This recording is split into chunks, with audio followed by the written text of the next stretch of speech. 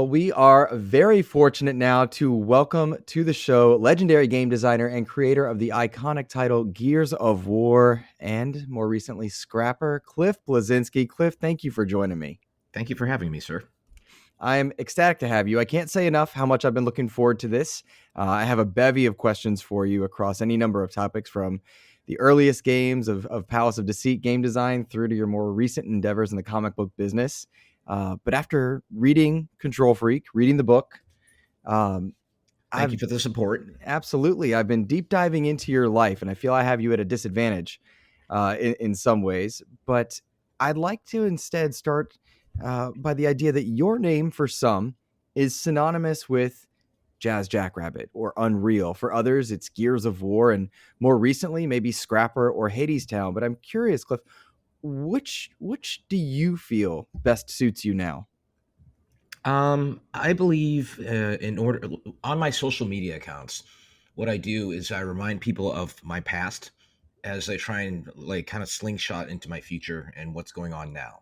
Right, like that's one thing John Romero, the legendary game designer of Doom and Quake, was responsible for, because what he did was kind of he just engaged with the Doom community, but Mm-hmm. also he's still making his other video games. And then they're like, if you like Doom, you might like John's new stuff, right? Mm-hmm. And so that's the thing is, like Jazz Jackrabbit 1 and 2 are available on GOG.com. So I still get royalties off that occasionally. So I'll just plug that on my Twitter. I'm not calling it an X because Elon Musk is a douche. And the thing is then I'm like, oh, by the way, here's these musicals that I'm involved with. But Mm-hmm. I think at the end of the day, John Romero's memoir that I read recently is called Doom Guy. John will be forever, attached to Doom, and Mm-hmm. I've come to the conclusion that I will be forever attached to Gears. And like, Leonard Nimoy wrote 2 books. The first one said, "I am not Spock." And the second one, he finally embraced it and said, "I am Spock," because that is the role that he's best known for. He's done a bunch of other things. He was in the TV show Fringe, etc. Mm-hmm. He has done voiceover work. But, when you're at that moment in history where something hits so big and people are getting tattoos of it on their body, you'll be associated with it. And, I've become comfortable with that over the years. It's interesting in reading Control Freak and in looking back at your career. There was a time where CliffyB in your life was not a name that you wanted, and then it was a name you took control of, and then there was Clifford, not CliffyB, not Cliff. Um, what do you go by now? Like, what's your jam now? I go by Clifford Mhm. because I'm about to turn 49, for Christ's sake. Mhm. And I still think I look relatively young because I moisturize. I learned that from my black friends. Got to get that cocoa butter up in there. And the thing is, I do karaoke like at least once a week, and I'm a decent rapper. When I go up there and do like 90s hip hop. But it's Mhm. the funniest thing to see this like scrawny ass white guy go up there and let's give it up for Clifford, and then I'm just Mhm. like, this is a jam for all the fellas. Try to do what those ladies tell us. Get shut down because you're overzealous. Play hard to get females get jealous. And they're like, what the hell is going on right now? Mhm. Um, and so it's one of those things, aging, it's important to age gracefully, and there is ageism in the video game industry. And I'm still doing some consulting, by the way, side note, in the video game industry. But the thing is, you saw the success of the new Pokemon like game. I can't remember the name. Power World. Yeah, Pal World. Which has a ton of Pokemon like elements and aesthetics to it. Mixed with Arc and things like that. But I learned today that the developers are getting death threats from Pokemon fans, and I'm Mhm. like, you know what? I made enough money in video games that I'll be over here, in the comic book world and in the Broadway world, and apparently I'm going to be entering the stand-up comedy world at some point soon. Entering the stand-up comedy world is that a hobby that kind of tangentially associated with the karaoke? How'd you come Yeah, into well, I that? mean, I have no problem being in front of a crowd, but I mean, this is one of my recent tattoos is comedy and tragedy, if you can see it. I can. I mean, I've done keynotes, I've done lectures, I do karaoke. I'll walk into a karaoke bar, and if it's empty, I'm like, darn it. But then if I walk in and it's packed, my wife's like, oh my goodness, because she's an introvert, right? And I'm Mhm. the extrovert. Mhm. And I'm like, sweet, challenge accepted. And then you got to read the crowd and figure out like what song to sing and things like that. And inevitably, it always winds up with Mr. Brightside toward the end of the night, which gets the people going, especially the Mhm. white girls from the suburbs. But the thing is stand up comedy is an art form. And Mhm. I go to Good Nights. You remember Charlie Goodnights in Charlie Raleigh? Goodnights. Yeah, it's now just Good Nights. They moved to the Village District. It used to be Cameron Village, but they changed it because the Mhm. person who like was named after owned slaves who I don't think anybody really knew or cared, but fine, Mhm. whatever. And then I'll go about once a week and there's this a local comedian named Brian who I kind of got to know at the bar. He kind of hosts and opens for a lot of the other talent as well. He's a really funny guy. And I told him that, like after I had a drink, I was like, I kind of want to try this one day. And he's like, okay. So he got my wife's number and then he got my number. And so now on August 7th, I'll be doing this comedy game show and doing a 5-minute set, which is mostly going to be about butts. Congratulations, man. That's fantastic. I frequently enjoy stand-up comedy, so maybe I'll get a ticket because I would Well, actually love to watch that. you remember Jimmy Valvano, right? The name is familiar. He was the college football coach that died of cancer years ago, Hmm. and he did this. They have the Jimmy V Foundation and everything like that for cancer research and things like that. He did this speech at the ESPYS, uh, where he got the Arthur Ashe Award. And he says, if you do three things every day: laugh, think, cry. Do that 7 days a week. You're living a good life, and that's Hmm. been my mantra. I'd love to watch something that brings me to tears. I love to study a new industry, and I love to just laugh, and Hmm. I maybe that's why I still look relatively young for being nearly 50. I don't know. I would think so, but I also think, at least in learning so much about you, that you have enjoyed the spotlight and been in a spotlight, both good and bad. If I remember correctly, Palace of Deceit and whatnot, you once used it to try and impress girls, and then all the way through to becoming Hollywood for during the Unreal and Gears days, and then stepping back away towards Clifford. It seems to me that the spotlight suits you. It's a matter of where you are in that spotlight at various points in your life. I mean, I've deliberately been polarizing through my Mhm. entire career, and I would like to believe the vast majority of the people that have played or enjoyed my work or seen the musicals that I've produced and read Scrapper, think positively of me. Mhm. But you know, I've lived a good life. I worked for it, but I have a wonderful, amazing, caring, beautiful wife. I live in a big dumb house where everything breaks all the time.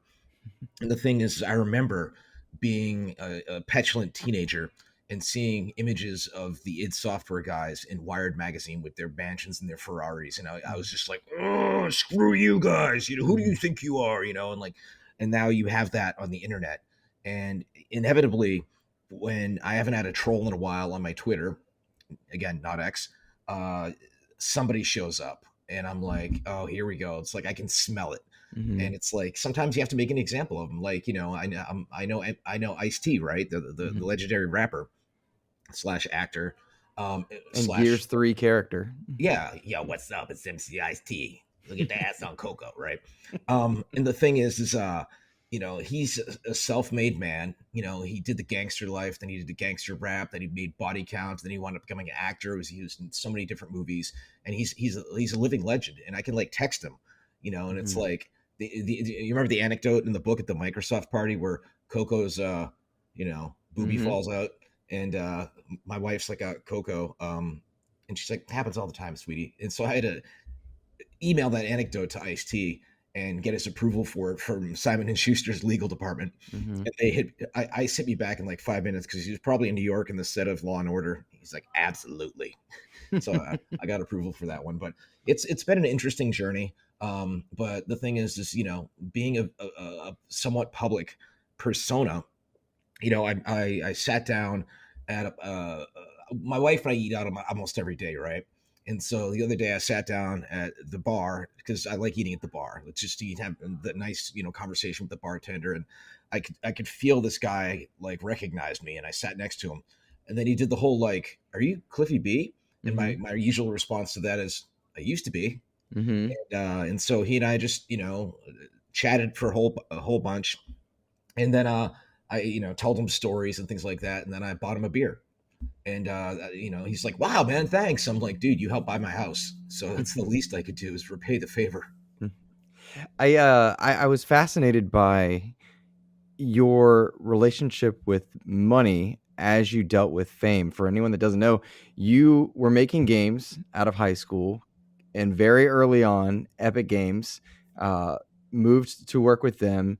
and that adjusted your lifestyle as you moved across the country. You moved all over the place, uh, and money seemed to matter differently depending on where you were in your life. And I felt that was symbolic of the art you were making at the time where you were living it. You often said in multiple interviews that your pain helped inform some of the art you were creating. Well, I mean, that's the thing is, the thing is, all right, I'm going to tell this anecdote. I was never that much into Doctor Who, Hmm. but I'm friends with Karen Gillan, Nebula from Guardians of the Galaxy, Yeah, Jumanji, yeah. etc. And she basically, there's a scene where her and the Doctor use the TARDIS, and they bring Vincent van Gogh, the famous artist, to the Museum d'Orsay, right, Hmm. in Paris. And because he wasn't really recognized for his genius throughout his life, he was very tortured, Hmm. right? And he struggled to sell a single painting. And then, Bill Nye, not the science guy, the British actor, Hmm. uh, the doctor goes up to him and asks him, like, so what do you think of Vincent, like, in his work? And Vincent's looking around the gallery and seeing all these people taking photos of his work and being amazed by it. And he's like, Hmm. oh, he was one of the greatest of all time, if not the greatest, and a wonderful, great man. And Vincent is hearing this and he breaks down in tears. And then the doctor comforts him and he goes, no, they're tears of joy. And I watch that scene about once a week because as a creative, you just want to know that you've affected people in some way. But Hmm. if the money can hit, money is good. Money never mattered to me more than during the fall of my first marriage. Hmm. And so then I used that sadness and that anger to work my butt off and make the first gears, and then bounce back from my ex-wife taking all of my Unreal Tournament money. Hmm. And so that's the thing is, money rules the world, sadly. Hmm. The thing is, make enough to the point where you're comfortable and you can live in a comfortable lifestyle, but don't get too greedy. Hmm. You don't want to be Jeff Bezos having a bridge in the Netherlands move for your 800-foot yacht. It's just, and ironically, I'm reading the book about Amazon right now. So Hmm. The that pain that you mentioned, there's so many moments in Gears of War that I think stood out to me deeply as being just very emotional. They coincided with happiness in my life, sadness, loss. I think there were some that were just full of joy at just seeing what technology could create, and then moments with the characters. Um, I was sneaking to a student that I was going to get a chance to talk to you. Hi, Ethan, and he lit hi, up Ethan. because there you go. He played the game with his dad when he was young, and it reminded me of how much of an impact and how essential your father was in kind of crafting who you are in his passing. And I wonder if you might speak a little bit on that and how it informed your work.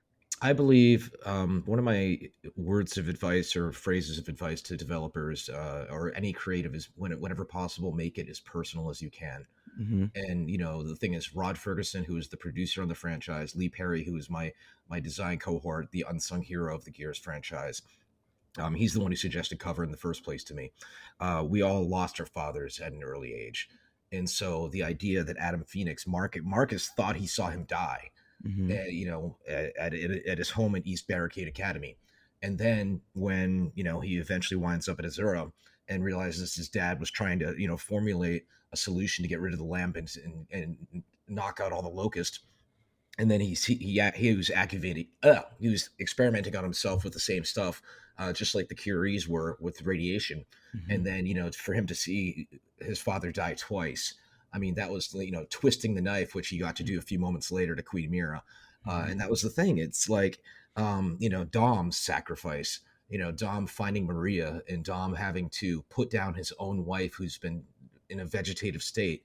That was my personal statement on, if somebody's brain dead like that, you got to pull the plug, just let it go. It Hmm. was inspired by the famous case of Terry Shiva, which Right. you guys all have Google. And so the thing is, at the time when Gears came out, people were like, it's just a bro shooter, it's just blah blah blah blah blah. And then once in a while, after I have a mimosa, I'll go to YouTube and I'll occasionally look up like the Dom and Maria scene, Hmm. Dom's sacrifice, the ending, and I feel like validated after all these years because all the comments are like, I had to put down the controller after this moment. No, is somebody cutting onions in here? Hmm. And I made the decision. I burst into Rod Ferguson's office one day when we first off, I decided to kill Dom after an impromptu flash mob meetup at GameStop in New York City, and some guy's like, he's like, I'm like, what do you think's gonna happen in Gears 3? He's like, Dom's gonna die. I'm like, why? He's like, stuff's gotta happen. I'm like, stuff does have to happen. And I'm Mm-hmm. sitting there at Flying Biscuit in the Village District with Lauren. And I'm like, I have to kill Dom. She's like, what? And then I go talk to Rod, talk to Karen Travis, who wrote Gears 3 in the Yeah. books. And she's like, he can't go out in vain. He has to do something to sacrifice and save the team. And I burst into Rod's office and was like, Rob, we need to play Mad World during that scene. Mm-hmm. And Rod's like, there's no way we can afford that. Gary Jules is probably going to cost too much. And I'm like, no, we don't need the Gary Jules version. We just need the instrumental from the original rights holders from Tears for Fears, I believe it was. Lo and behold, we got it. And the second Dom, spins around and takes the gas truck and plows into the crowd of enemies, and the those chords kick in. It's just it's goosebumps, and that's the best part about being creative is when you get that eureka moment. And I hate to pivot too much to Scrapper, but Please. Scrapper came out of my dog comic book about a dog superhero, came out of the loss of my Australian Shepherd. That's the shrine to him right behind me in his ashes. Mm-hmm. He was my divorce dog, my Gears 1 dog. He made it to 13. He couldn't walk anymore. He became incontinent, and I realized, I'm hanging on to him for me. He's just, it's time to let go. Mm-hmm. And then after the year of spontaneous crying stopped, my wife introduced me to this Pomsky that she found online, just Mm-hmm. this beautiful little dog. And we named her Lady after Sansa Stark's dire wolf. And we scooped her up after coming back from the final season premiere of Game of Thrones in New York City Mm-hmm. at Radio City, and then partied with the cast until 4 a.m. in their hotel suite, and then scooped up this little mini dire wolf. And it's been love at first sight ever since. And I was just looking at her one day. I was like, has there really ever been a badass dog superhero? Mm-hmm. Like you had Underdog, you had Bolt, you had Mm-hmm. Crypto, but like my question is, what's going to happen to the kids who love Paw Patrol when they get a little bit older, Mm-hmm. i.e., middle schoolers? Mm-hmm. Is there room for something a little bit more mature? Where what if Batman was a dog, Mm-hmm. right? And in a city that's a statement about the over militarization of police, gentrification, abandoned animals in an urban setting, all of that. And that's kind of the genesis of that. And then keeping in my theme of like, let's figure out how to infiltrate another industry. I'm like, let's figure out the comic book industry. And Mm-hmm. so I partnered with Alex DeCampi, and here we are. And I had a meeting with a major streaming service recently to possibly adapt it to an animated series. That's so cool to hear, and it's funny to hear you talk about the idea of bringing a childhood thought forward, or the idea of for Scrapper, for it to be what would happen if Batman was a dog, right? Or taking that arc further. And it feels to me like you're looking at modern sensibilities applied to that character. How would that dog handle it? That There, reminds me of how you did Emulsion. yeah, well, emulsion was a thinly veiled metaphor for the Bush administration's war on oil, Right. and people are like, and then people didn't realize Sarah was Ares spelled backwards, which Yeah. is the god of war. I'm like, okay, but I'm like, I think you can be political with your content, but if you are pandering or Mm-hmm. too on the nose, people can smell it these days. Mm-hmm. BioShock was about the writings of Ayn Rand, Rand. right? Mm-hmm. And like that's the thing is, you can do it. It's the same thing with like, being too on the nose with the girl power stuff, Mm-hmm. right? Like there's a scene in one of the Marvel movies. I can't remember which one it was. It was one of the Avengers ones, I think. Endgame. It Yeah, was where Endgame. They just they had show every. like the four girl superheroes like girl power, and Mm-hmm. even the women are like, oh god. But then you look at the scene of the boys where the superhero girls kick the crap out of what's her face, Stormfront, Mm-hmm. right? Like that's the way to do it, in my opinion. Mm-hmm. And so that's the thing about Scrapper does have somewhat political themes because I saw what was going on in Raleigh, even the Mm-hmm. gentrification. You have all these old lovely buildings that are being torn down, and these outside developers are building these like 6-story generic buildings Mm-hmm. that and that are apartments that are cost way too much for rent, and then at least they're mixed use, right? Mm-hmm. And then see police videos. I love watching dash cam videos and body cam videos of cops on YouTube, right? Because my hypothesis is there's a lot of great cops out there with the patience of Job, as they say, but there's also the share of the bad ones. And Mm-hmm. I've seen enough videos of cops talking people down with the body cam on, but I've also seen enough videos of cops shooting unarmed black kids in the back. And Mm-hmm. so, to and the rise of potential fascism in America and now Germany, create something about a fascist state, but to have a dog lead these abandoned urban animals to potentially cause a revolution was something that just resonated with me. And it's 2 to 3 years in the making. And the hardback trade comes out April 23rd. And since you said you teach middle school, that is exactly my target demographic. It's so cool to hear, and I'm looking forward to it because I do keep graphic novels in my classroom, from multiple different genres and characters and heroes. Um, I'm curious because Gears had its own comic line. How much did that prep you working with Josh Ortega and seeing how art is created, all the way through to creating Scrapper? Did that inform your decisions in any way? Not really, because same thing with the Gears books. Fun fact is I never actually read any of the Gears books. Jacinto's Remnant's so good, Cliff. I know. But the thing is I was too busy working on the games. Fair. Remember, I was doing double duty. I Mhm. wasn't just working on the games. I had to be the face of the company. So Mm. if I wasn't playing the builds or writing up design documents, I was doing on-camera interviews. I was doing 5 European cities in 5 days in Mhm. order to promote it. I was at E3. I was at GDC. I was at the Dice conference. I mean, the whole wake up and not remember what city you're in. And Mhm. so it was starting from, ground zero. And my partner, Alex DeCampi, um, she did a book called Maddie with Duncan Jones. She's done multiple books, many books.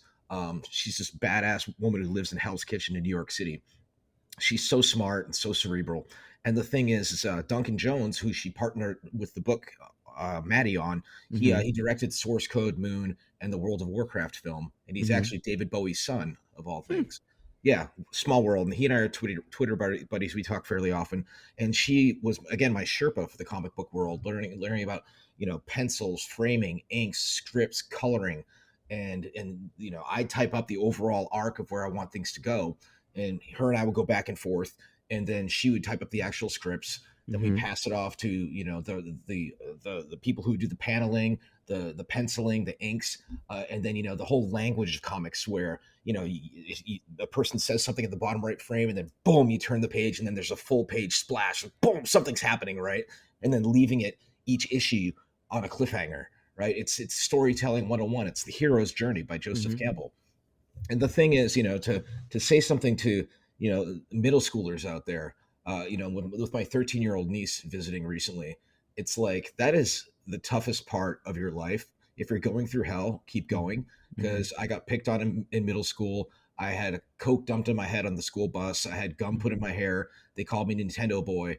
But keep in mind, the nerds won.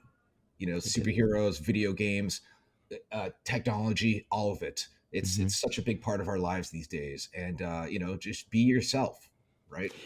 Absolutely, and it's funny, the nerds did win because the people that commented on Scrapper, Karen Gillan, Seth Green, Gary Whitta, who, if anyone doesn't know, wrote Rogue One, Felicia Day, it's just Jim Lee, like, they all had comments on Scrapper that runs the gambit of nerds. Don't forget, I got Dan Weiss also, who's the showrunner on Game of Thrones. You're right. Yeah, you're absolutely right. It's remarkable to me. You mentioned the hero's journey, and that's something that stuck out to me in in reading and in researching. And I wanted to note because when I look, see, I take handwritten notes, by the way, because I'm that old school. I do all my handwritten notes for you. Dude, I'm old school, and also like with books, my bookshelf is overflowing, and I don't trust anybody that doesn't read. Nice, nice. There you go. I even have pizza stuck on one of the pages. Go for it. Nice. Um, but you said hero's journey, and that was a phrase that was used in a section of your book discussing Marcus Phoenix, and I wondered how much it paired to you because in order for you guys to create Marcus to go on that hero's journey, he was a war failure, treason. Not actually, if you read the books, but he was in prison, destitute. Turns out to be the savior of humanity. He had to go from the bottom to get somewhere. Started from the bottom, now we're here. Now Now we're we're here. here. Your life was ripe with tragedy at certain points, but you went Jazz Jackrabbit, Unreal, Gears of War, and then you stepped away from Epic and you went down a different road. And I'm curious, Scrapper, owning the bars, Broadway, is that your hero's redemption or something else? Is that your Well, hero's journey? well, you're leaving out the fact that I had Boss Key Productions. Mm-hmm. So Sorry, burping up lunch. Um, when I left Epic, and the reason I left Epic was A, I was tired of arguing with programmers, and B, I had enough money to just say F off, right? Mm-hmm. So I took it like a good year, but my agent was hounding me like, dude, you got to get back in the game. So I Mm-hmm. started Boss Key Productions, which was in downtown Raleigh, 230 Fayetteville Street, and it was a really cool office. And I recruited people from all sorts of different studios, from Seattle to LA to San Francisco and beyond. And I built a great team of great people. And we made, took entirely too long. We made a game called LawBreakers, which was about defying gravity, and people saw it as an Overwatch clone. And it's like, dude, you do know how long it takes to make a game. It turns out, people who loved MOBA games, like League of Legends and Mm-hmm. Dota, uh, maybe they had the same assumptions that how can we apply that to a first person shooter. Mm-hmm. And so we tried to differentiate ourselves with a different art style. We didn't want to appeal to the weeb crowd. And the thing is ultimately, it cratered, because if you're not on the front page of Twitch, you're dead. And Mm-hmm. then we scrambled and tried to make a battle royale that was a little bit different from Fortnite, called Radical Heights, and Mm-hmm. that wound up getting hacked a lot and didn't get a lot of traction, and the studio cratered. And that's the thing is, after that, I my dog, that was the dog that I mentioned earlier, he was declining, and so my studio cratered. I had to lay off, about 60, 70 people who had moved their families to Raleigh for me, Mm-hmm. right? And I was heartbroken. They got some severance, they got some health care for a couple months. They all have landed in good places. I'm still friends with a lot of them, and that's the thing is, I wasn't the best CEO because I was like too friendly with my employees. Mm-hmm. You kind of have to be a bit of a dick to be a CEO, I believe. Mm-hmm. And then once the dust settled from that, the creativity started flowing again, and that's where Scrapper started coming from. And then I Mm-hmm. started just getting thirsty of like, okay, what else could I do? I got hit up by a Broadway star in my DMs, who's like, hey, they need new producers, are you interested? I'm Mm-hmm. like, okay. Next thing I know, I'm at Radio City Music Hall and watching Hadestown win 8 Tonys, and I'm like, wow, okay, this is cool. Next thing I know, I'm producing, the revival of Frankie and Johnny and the Claire de Lune, which was Terrence McNally's final revival before he died of COVID. Legendary playwright. And that seeing my name in the playbill, Mm-hmm. that's one of those things which goes back to the fact that I was a drama nerd in high school, Mm-hmm. and to go full circle, as they say in Star Wars, the circle is complete, right? Mm-hmm. And so then, the restaurant business, I became really good friends with this local Irish restaurant entrepreneur named Niall Hanley. How you doing, lad? Would you like a Jaeger bomb? Right? Mm-hmm. And he's like, he taught me a very, very important, valuable lesson: find emerging markets and ride them up. Mm-hmm. And Raleigh is an emerging market, and he's like, Raleigh needs a beer garden. And I'm like, you know what it does? We shook hands 50-50 a few years later, and it's in the black, and I'm doing karaoke Monday nights there. Mm-hmm. And it's one of those things that there's so much overlap between how businesses work and how creative. You look at a musical, it's a miracle. You look at the choreography, you look at the costuming, you look at the lighting, you look at the music, you look at just ticket sales, like all of it. It's very similar in some ways to video games. And just I Mm-hmm. encourage everyone who has kids to get them involved in the arts. I appreciate sports. I'm a Saints guy through marriage, who dat. But the thing is, if you get your kids involved in drama, it teaches them how to be on stage, how to memorize lines, how to work with misfits. Because the Mm-hmm. drama kids are usually, kind of nerdy, but they Mm-hmm. still, get the stones to stand in front of a crowd. And that's my thing. That's why I was really good at what I would do, doing interviews and keynotes and things Mm-hmm. like that when I was at Epic, because I have no problem being in front of a crowd, as I said at the top of the hour. The I'm thinking about what you said, like you were close to your staff, thus not a great CEO. And I wonder if that would still be true now because CliffyB, Clifford, Cliff in 2024 strikes me as a very different man than I saw playing Gears 1 on stage, Gears 2 on stage. Hearing the anecdote even about Rod Ferguson shifting, you had a circle rather, of like plans for gears, and he came and made him a straight line. That's an anecdote from Control Freak. But I wonder if all those lessons that you've learned from different emerging markets, from Broadway to Scrapper now, might change the way you approach leadership in any CEO role, gaming or otherwise. I have no desire to be a CEO ever again. Ever? Yeah, no. I got, I knew my employees' spouses. I interacted with their kids and their dogs. Mm-hmm. I had them over to my house for crawfish boils. Mm-hmm. I even, occasionally took them on a private jet to go to like PAX and things like that. Mm-hmm. I took good care of them, and I it's one of those things, like I care too much. Mm-hmm. I'm an empath, Mm-hmm. and you look at like the way politics are these days, and it feels like with certain politicians is that cruelty is the key. Mm-hmm. And I like to read books of demographics that aren't necessarily me. I read the new Jim Crow. I read Contested Waters, which explains why a lot of African Americans don't like to swim. Mm-hmm. I read Lindsay West's Shrill. I read God, the Feminine Mystique, which is the kind of feminist Bible that came out years ago by Betty Friedan. And that's the thing is like I think understanding people that aren't necessarily the same as you is really an important life lesson, Mm-hmm. and it builds empathy. Mm-hmm. And my problem is I have empathy sometimes to a fault. Mm-hmm. And but the thing is again, read, just Mm-hmm. read. Does that, if CEO wouldn't be the role, uh, what about teammate? I suppose being on a team, creating again, or does producer just seem to be where you're at? Well, so the thing is, a scrapper is surgically designed to be a video game.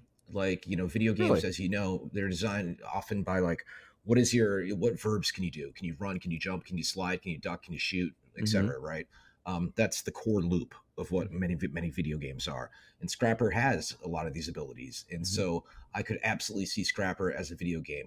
Do I want to be the CEO? No. Again, Mm-hmm. do I want to be the main guy? Not necessarily, Mm-hmm. but I want to have a heavy involvement in it. And one of the big things I do miss about video game development is getting a new build of the game and seeing what's new and what's different, and just getting my grubby little hands on it, and then Mm-hmm. sitting there with my notepad and just writing down notes, typing them up, and seeing what I can actually influence and change in the game. The other thing that I had missed was typing up a description. Okay, here's this Arctic base and the blah blah blah blah blah, right? And then sending it over to a concept artist, and Mm-hmm. then 2 days later getting the image on my phone when I'm sitting at dinner with my wife and be like, oh my god, look at that, look at how cool that looks, right? Mm-hmm. That or a character design, or even working with a writer. The thing about Scrapper, now that it's out in the wild, is the idea is these Scrapper's a dog of war that was built to fight Mm-hmm. in a lab, right? And the thing was this, but he's not the Model One. The Model One was the cats. The Mm-hmm. cats were built to be spies and assassins, Mm-hmm. but then the cats wouldn't obey orders. Duh. So then the cats were like, "Screw you guys, we're going to go in hiding." So in issue one, it's like, yeah, all the cats vanished years ago. Like I don't know where they went. And Mm-hmm. then eventually the cats, Scrapper unites the cats to combat the forces of the totalitarian regime. Mm-hmm. Um, and that idea actually came from Max Landis, The name is who's familiar. yeah, he wrote a bunch of movies. He's John Landis' son. John Landis did the Twilight Zone movie. John Landis did Animal House. Mm-hmm. Max Landis, he's a controversial kind of figure, because American Ultra. I see. Yes. yeah, he's got a pretty good resume. But the thing is he's had some up and downs in regards to his public figure. Mm-hmm. But the thing is, I had a Zoom with him, and I was pitching Scrapper to him, and he's like, "Well, where are the cats?" And I was Mm-hmm. like, and he gave me the idea for it. And that's the thing is, like as the kids say, it's good to have a collab. Mm-hmm. My former agent, Larry Shapiro, which is the most agent name ever. I caught up with him recently, and he's been introducing me to like he basically represents digital celebrities, right? Mm-hmm. Go where the market's going, not where the market is. Again, rise, emerging markets, right? Mm-hmm. And he's introduced us to, I think it's Caston Mayer, the dancers that are famous online. The Holderness family, again from Raleigh, Mm-hmm. and Yeah. they're all really really cool people. And so I was like, Larry, do me a solid. Just give my wife 20 minutes of advice, on a Zoom call. And Mm-hmm. one of the number one things he said to her, if because she's doing the Twitch thing right now, right? Or Mm-hmm. she's actually twitching right now. Mm-hmm. L337 Lauren on twitch.tv. And the thing is like, he's like, collab, find people you can like co-stream with, or, Mm-hmm. Felicia Day has like tons of followers, and she's a good friend of ours. like that's like see, draft off of each other in a good way. And Mm-hmm. that's the thing on the online community. Sometimes there's people who just believe it's crabs in a bucket, and they're trying to climb out, and they just all wind up back in the bucket. And I'm friends with Jess Negri, also the famous Mm-hmm. cosplayer, right? Yeah. She's so hilarious. The thing about her is she plugs other cosplayers who are up and coming nonstop. Mm-hmm. And that's the thing is when I opened the Raleigh Beer Garden with Niall, Glenwood South, our party district, uh, the first few weeks, like surge, like everything was surging, and rising tide raises all boats, right? And Mm-hmm. that's one good thing to keep in mind. And be empathetic, be positive, and don't try and tear people down. There's too much of that stuff online.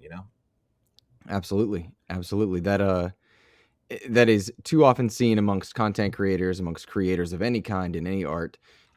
So it's a good point to make.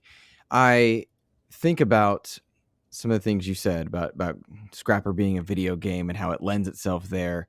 Uh, you have Nemesis, you have uh, collabs. When I think back to what it was that you created, from what I'm gathering, headshots in the multi kill system was you, double kill was you, uh, active reload, curb stomping was you, and creating basically the Unreal Engine was the team that you were very closely entwined with in the face of, as it got to Unreal Engine 3 with Gears. My question is, in 2024, how disparate, how far apart is Unreal Engine 5 from 3? Could you get back in the game to make a scrapper game or work with on that? Is it that far apart? I don't know. I'm asking out of ignorance. My problem now is I have a PS5 upstairs that I haven't touched, Mm-hmm. right? My thing is like I look at having had, excuse me, Boss Key Studios, right? Mm-hmm. And seeing the numbers, negotiating salaries for people, knowing that they have to feed their family and things like that, knowing how much it costs to make a AAA game. Like I saw footage of the new Spider-Man, right? Mm-hmm. There's a viral video where the guy's trying to stop the train using his webs, just like in the movies, right? Mm-hmm. Spoiler, he couldn't.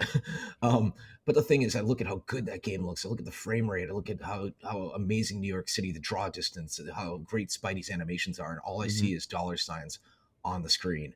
Mm-hmm. And so that's why, when it comes down to it, if Scrapper were to become a video game, I would say, we would do something that looks cell shaded. Mm-hmm. It would look great, but the thing is, I'm good friends with Randy Pitchford from Gearbox, Mm-hmm. and he saw how good Rage, the post-apocalyptic game, looked back in the day compared to how Borderlands was looking. Mm-hmm. And Borderlands wasn't sticking out; the graphics didn't look that good. And Mm-hmm. then Randy and his team decided they were going to pivot.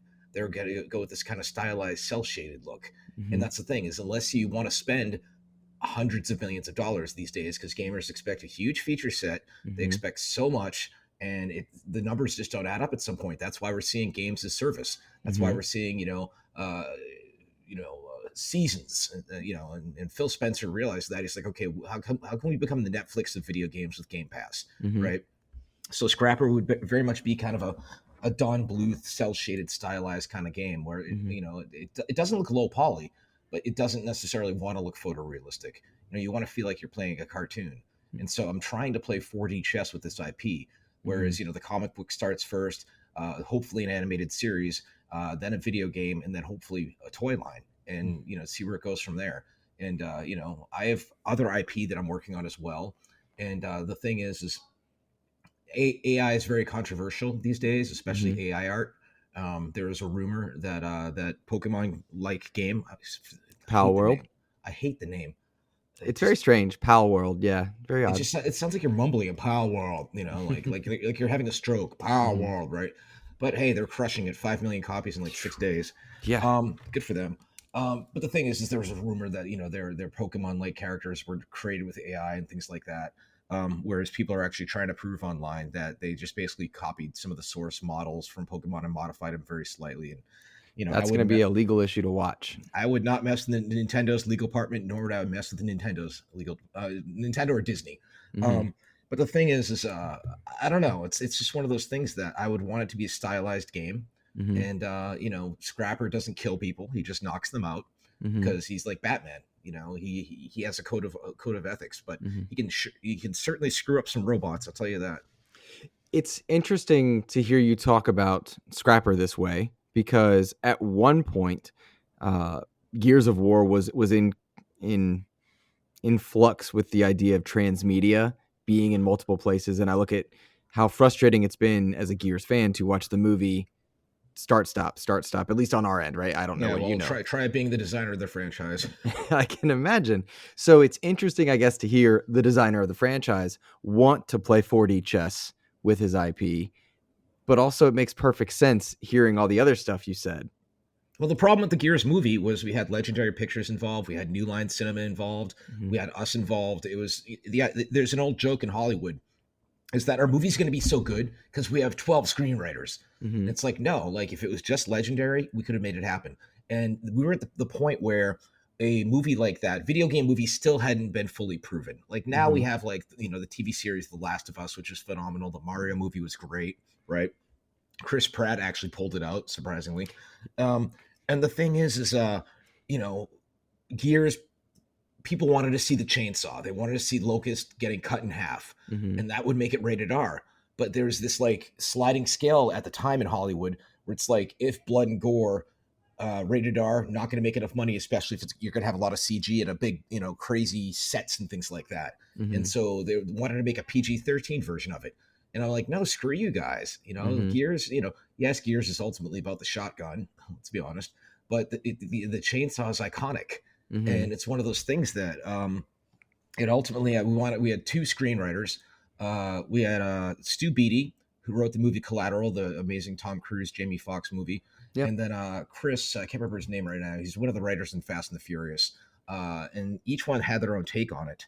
And eventually, the idea was just to make it kind of like a western, right? Because Marty Bowen, who was my producing partner on it at the time from Temple Hill Entertainment, he produced Twilight and a whole bunch of other things. He Hmm. recently produced that movie Smile, by the way. Hmm. Too many jump scares in my opinion. He was like, okay, let's just start small with the first one, Hmm. see how well it does, and then we can go bigger in the second one. And Marcus comes to a town, and the locusts haven't arrived yet, and things like that. And I'm like, maybe, I don't know. And so I hope, there's plans allegedly to make it like a Netflix series, I think, or something like that. Hmm. The Halo series is solid. Last of Us again did great. So I think Hollywood's kind of in that phase where they were with comic book movies, where they made some crappy comic book movies back in the day, like the old Fantastic Four movies, and then they Hmm. finally cracked the code with Wonder Woman, and then the Avengers and everything like that. I Hmm. do think superhero movies are getting a little bit played out these days, but Hmm. that said, I think Hollywood's kind of turned their Hollywood, especially streaming services, have Hmm. turned their focus towards new IP and video games. And so the thing about hopefully Scrapper could become something like that. I'm a Hmm. big pop culture junkie. What can I say? I have picked up on that fact. Yeah. That begs the question then, as the Gears guy, the face of Gears, I think in Rod Ferguson, depending on who you talk to, just where they were at what point Gears entered their lives. Um, you don't get updates on those kind of things, or do you? And you can't say. I don't get a damn thing. Yeah, Yeah, I was curious. I've said almost every day on my Twitter, again, not Hmm. X, I get somebody saying, "Come back and fix Gears." I'm like, my Phil Spencer has my phone number. Hmm. He follows me on Twitter. Hmm. So it's one of those things that if Is that a even call you'd take? absolutely, Yeah. yeah. I mean, He was the only one that called you when Gears got sold. Is that right? yes, absolutely. Can Can you talk about that at all? Yeah, I was at my beach condo, and I saw the news. Actually, the news hadn't hit yet, Hmm. and I'm like, Phil Spencer. Hey Phil, what's up? Phil and I have always been cool. He's a good dude, Hmm. and he's like, yeah, I just want to let you know because Epic really, after Rod left, Lee left, I left, they really didn't know what to do with Gears anymore. Hmm. And so they're like, Microsoft, you want to just buy this apparently? And so then Hmm. they did. And then Phil's like, yeah, I just want to let you know, we've purchased the Gears IP from Epic, and I thought, it would be best if you heard it from me. There's a term that I use, establishing character shot. Hmm. Where you can tell the character of a person by their actions. And that just showed me that Phil was a stand up guy. And then I was thinking, can I get some money off this? But that's the thing is, I have plenty of ideas of where the franchise could go. I'm not I think 4 and 5 are good, but I think there's something kind of missing from them. I'm not Hmm. going to say it's me because that sounds ego driven, but there's a little bit of heart that I think is kind of missing. And I said it before on my social. The whole choice at the end of Gears 5, I just think was dumb. They painted themselves into a corner narratively, Hmm. and a death in a Gears game should count. It Hmm. should matter. It should make people cry. When you're the whole choose thing, it's like, well, I don't know. The whole choose your own adventure vibe with it. It's just I feel like it was just not cool. It felt a little out of sorts given that Ty would take his own life, given what we saw happen with Maria, given what happened with Dom. It did feel a little out of sorts.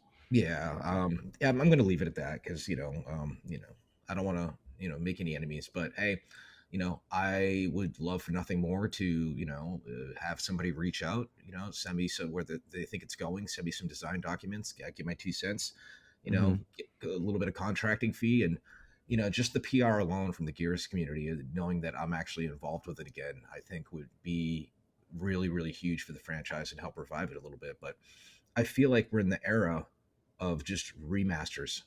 It feels like everything is just a remaster, or everyone's trying to go open world, like, the new Halo and all that. I Hmm. feel like, most AAA studios aren't quite sure what they're doing. And then Pal World comes along and it's like, boom. Hey, Hmm. you want Pokemon with guns? There you go. But it's kind of like Ark too, and there's building like, Hmm. and they pulled it off. My wife's playing it right now. You said remasters. Everybody wants to talk about the Gears remaster collection possibility Yeah, and they want whatnot. the Marcus Phoenix collection, right? Right. Yeah. How do you feel hearing that? What does that mean to you when people want what was old to be new again? My brother says that nostalgia is the most powerful drug ever. Hmm. And that's the thing is, like when I saw the new Bumblebee movie, the good one, not Michael Bay, and because Bay With John Former's, Cena? Is that the one? yeah. Yeah. Wait, I can't remember, but I just remember, Optimus Prime shows up in it, right? And like, Hmm. he's fighting on Cybertron, and it's the Peter Cullen voice, Autobots transform and roll out, right? And I'm Hmm. just like, right? Hmm. And that's the thing is, people, remember like what they were doing and experiencing at that time, and then if they could go back and kind of relive those memories, that's step three profit. And Hmm. so I mean it's one of those things that a Marcus Phoenix collection would be cool. Hmm. But when I did play the remastered Gears 1, I found there was a couple spots where they forgot to put cover in there, and I was a stickler for that. When I would play the game, I'd be like, level designer, there's no cover in this part of the game. Hmm. Like, I always wanted it to make sure there was cover in every spot. Hmm. And that's the thing is with the newest gear stuff, it's like I'm watching my wife play multiplayer online, and the camera's driving me crazy because I used to be a stickler for the camera. Hmm. Also, like Marcus or whoever you're playing as should be the bottom left of the screen when you're zoomed in. And I see like Lauren loves playing as Anya because she sees herself in Anya. Hmm. Anya's the entire top left of the screen. I'm like, Too and much. Is that that was what you're part of saying? my job also is it's like the old children's magazine highlights for kids, whereas in the back they had the whole spot the difference between the two images. Hmm. And I'd go on a press tour and I come back and the blood would just be all screwed up, and I'm like, who screwed up the blood? And Hmm. then like QA didn't notice that. I'm like, that's why I get paid what I do, like. Hmm. So I mean I wore multiple hats when I worked in game development, and I'm surprised I don't have more gray hairs, to be honest. Me too. But good moisturizer, good conditioner, I'm sure is what did it, right? The it, I get my sleep, I'll tell you that. that's fair. I remember. I'm curious. Um, the reason a collection would be in my mind stands out is because we got to see in your tenure with Gears from 1 through to 3, I would say a change in some ways in tone. To start with a very horror style tone, Theron guards and the darkness, and uh, I remember, Wretches. yeah, the wretches, and then the Krill, Pitch Black. Shout out to Pitch Black. Um, to go through, I wonder if multiplayer didn't have something to do with it, but it felt a bit brighter and more arcadey. And now at Gears 5, it's much brighter, I think, to show off fidelity. But that horror tone and hearing those chimes as you hit a checkpoint each time, I felt very different hearing those and playing those than I did Well, by I then. have firsthand knowledge that that's one of the things that Phil Spencer said to Rod Ferguson is they wanted to get more of the horror stuff back into it, and Really? yeah, and that's the thing is Part of the problem was, with Gears 2, my marching orders were like, let's go full Michael Bay. Mm-hmm. Like, it was a battle and now it's all out war, right? Mm-hmm. And the thing is, Gears was always pitched as Resident Evil meets Kill Switch, Mm-hmm. right? And that's the thing is, I think getting that horror aspect into the game, I would love to see a Gears game where you alternate between a gear around emergence day, like when in the initial chaos Mm-hmm. of when the locust hit on E-Day. You're the soldier trying to figure out what's going on. You're being chased down by locusts. You're killing some of them. And then alternate between just a kid, and then the Mm-hmm. kid just has to stealth, like navigate and get around all this madness that's happening around them. Like I Mm-hmm. think that could be a very interesting take. I think a Gears game that's just all the Onyx Guard, the guys with the cool black armor, Yeah. who have all these high tech weapons that the regular COG soldiers were not allowed to have, like laser guns and night vision and heat vision and things like that. I think that could be kind of like the Halo game about the drop soldiers. I can't remember the name. ODST. Yeah, ODST. Kind of like do something like that. There's so many things that they could do with it, but I'm here. I Yeah. like money. I like to eat prime rib. I think like many other fans, I have like this. I want a survival horror game. I want a first person. I want to play as the Onyx Guard and Rainbow Six style it. I have all these ideas too, and I'd love to see what you guys could do. And I want to double down on the idea. Like that's a call you would take if it came. Absolutely. I've said it before in my Twitter. Mm-hmm. Again, So not X. not X. That's right.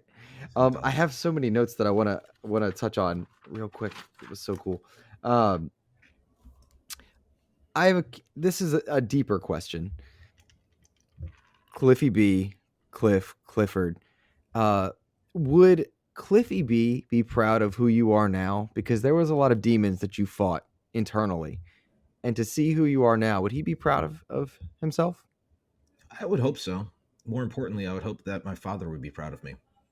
That that's very deep in your writing. Fatherhood, it seems to be very intrinsic to who you are. Well, my dad, he was a bit of a dick, but he was tough but fair, Mm-hmm. right? And he existed to please my mother, because all my dad wanted was, the pretty little blonde, Mm-hmm. right? And I realized that, like, oh my God, I'm like, using the same behavior here, like when I met and fell in love with Lauren, right? Oh my Mm-hmm. God, it's the same thing with like caring about how my lawn looks or what my thermostat is at. Like, oh my Mm-hmm. God, I've become my dad. But he was a workaholic, and he could be difficult.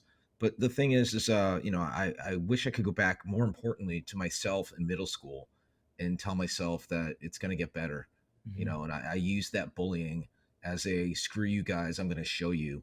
And I didn't drink until I was 25, made up for it since.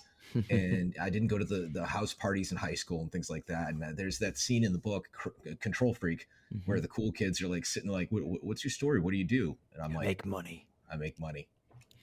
And that's it reminds me of the scene from The Color of Money that inspired the name Doom for the game Doom, Mm-hmm. where I think it was Tom Cruise or Paul Newman shows up, Mm-hmm. opens up his suitcase, brings out his pool cues, and he goes, Mm-hmm. "What's in there?" And he goes, "Doom."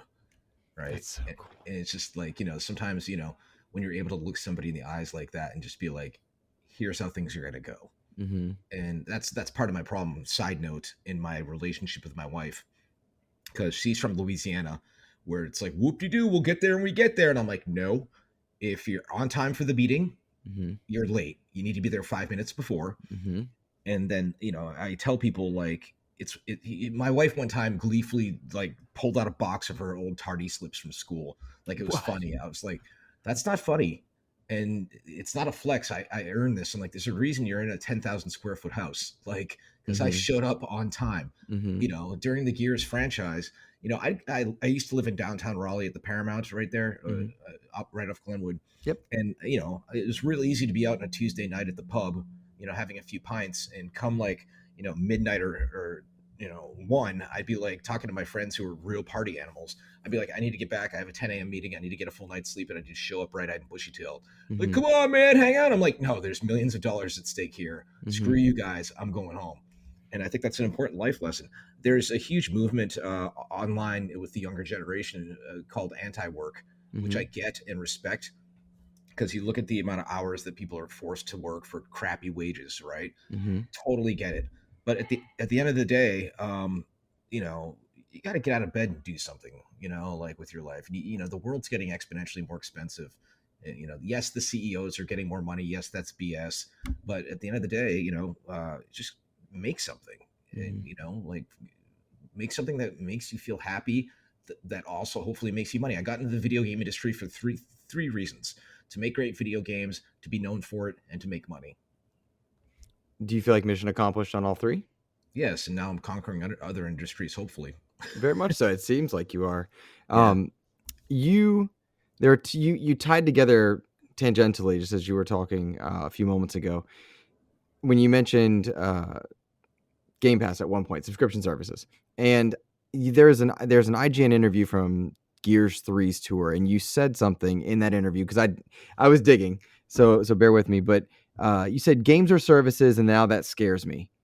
And when we see Game Pass and uh, the Epic Games Store giving out the free games, and we see PS Plus and the budgets that are involved, I wonder if you couldn't comment a bit more about subscription services, just in general. My problem these days is everything is a plus. Mm-hmm. This plus, this plus, this plus, this plus. I'm like, I'm not going to sign up for Peacock. And I Mm-hmm. love Saturday Night Live, right? I'll just Mm-hmm. watch the skits on YouTube. Mm-hmm. And so it's one of those things, they want to get the recurring monthly payment. And when it comes to people's finances, it becomes death by a thousand paper cuts. Mm-hmm. Oh, it's only $10 a month. It's only, $15 a month. And then you do the math, you're signed up to 16 services. Mm-hmm. And now it's not HBO, it's not HBO Max. Now it's Max. I'm like, who's making these decisions? Like, Mm-hmm. HBO is a household name. Like, okay, weird.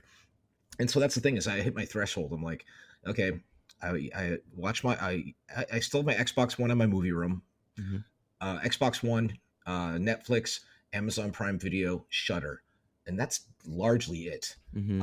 I'm not gonna, sign up. We actually steal the Disney Plus login from my sister-in-law, but shh, don't I don't won't tell the tell. house. I'm Don't tell not the house. telling those lawyers. But the thing is there's just, part of the problem with the world these days is there's just too much content, Mm-hmm. and so Netflix, God bless them, they have so much good content they put out, but what happens is, people get just other good shows just get drowned, and so Netflix is like, okay, one or two seasons, they look at the numbers in the background, they're like, oh, it's not doing well enough, done. Then the Mm-hmm. fans start clamoring for it on Twitter, and it's a tough racket. Entertainment is a tough business. Mm-hmm. So, the thing about video games is, you think it's funny, the fact that I would rather put my money into restaurants in Broadway, which are notoriously like Volatile markets, right? incredibly volatile, unstable, as opposed to the video game industry. Because like, you never know what's going to hit in the video game industry. And Mm-hmm. if I were to ever do a video game that's not Scrapper again, it'd Mm-hmm. be just a fun little, like, 2D side scroller platformer game. Because that speaks to me. And I still love that people are still playing Jazz Jackrabbit to this day.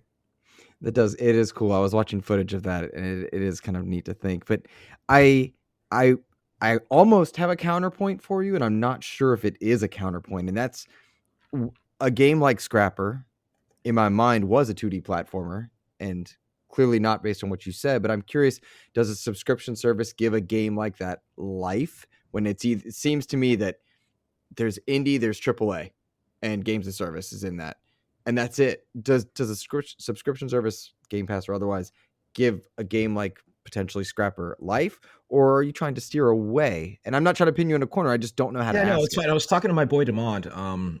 He works at Squatch Games, right? Mm-hmm. Great dude, one of my very best friends. And I was complaining about free to play, right? Mm-hmm. He's like, look, if I play the game for X hours and then I put $60 into it total, Mm-hmm. then it's pretty much a wash at that point. And I'm like, okay, that's a really good point.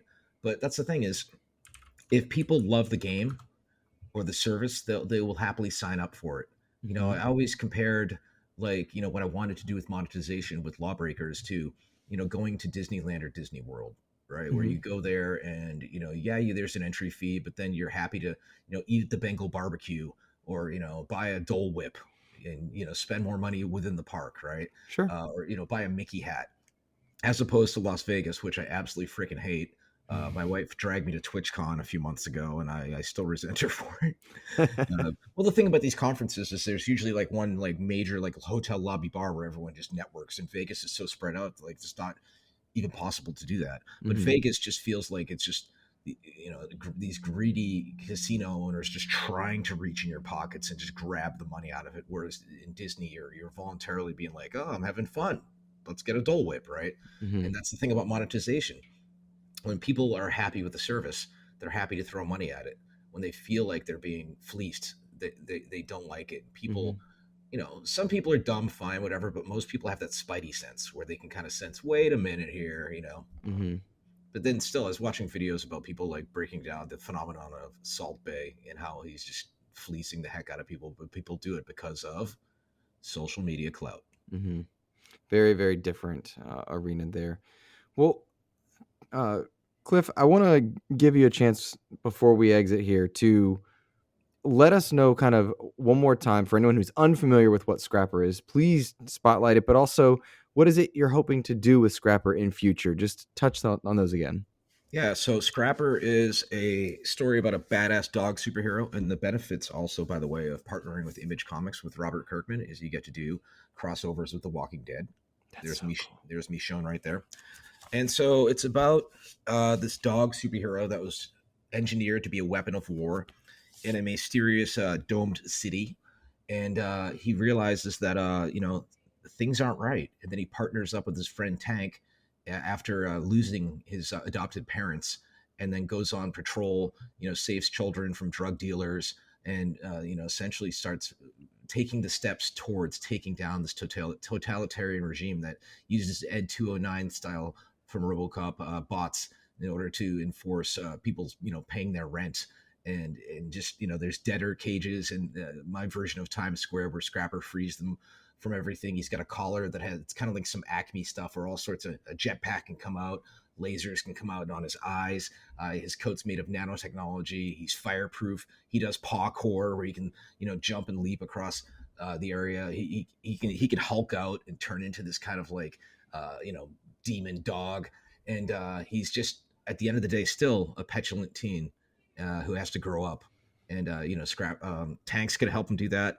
And through his hero's journey, he's gonna hopefully start an uprising in the city of New Verona. And it's issues 1 through 6 are out now. And April 23rd, the hardback trade is coming out. It's on Amazon right now. You can pre-order that if you want. Mhm. And fingers crossed, it becomes an animated series and hopefully something beyond that. Very cool. Do you get to examine timelines for when that stuff gets to happen, or is it just when it happens? Well, The Walking Dead took like 10 years to become a TV series, so you never know with the powers that be.